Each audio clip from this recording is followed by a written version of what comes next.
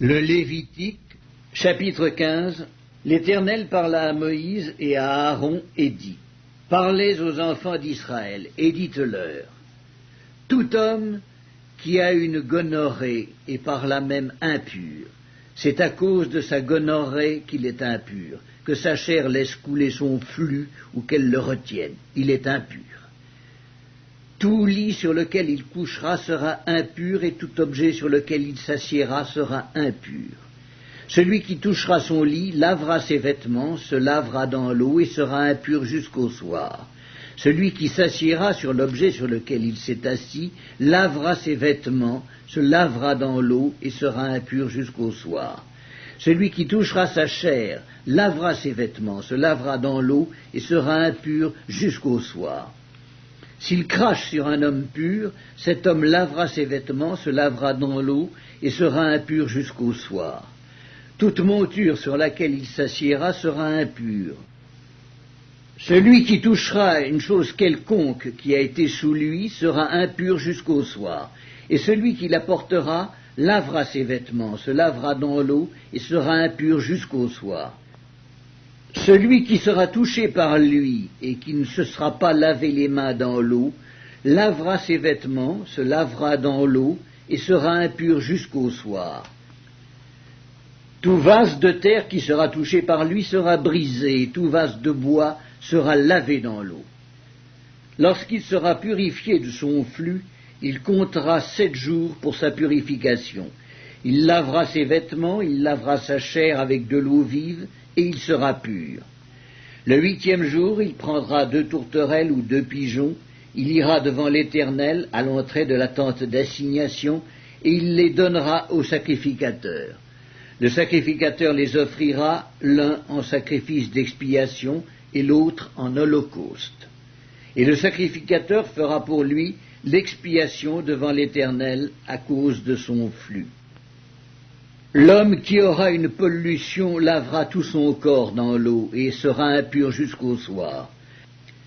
Tout vêtement et toute peau qui en seront atteints seront lavés dans l'eau et seront impurs jusqu'au soir. Si une femme a couché avec un tel homme, ils se laveront l'un et l'autre et seront impurs jusqu'au soir. La femme qui aura un flux de sang en sa chair, restera 7 jours dans son impureté. Quiconque la touchera sera impur jusqu'au soir.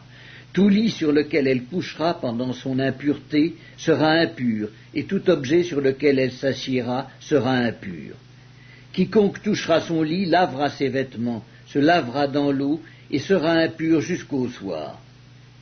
Quiconque touchera un objet sur lequel elle s'est assise lavera ses vêtements, se lavera dans l'eau, et sera impur jusqu'au soir.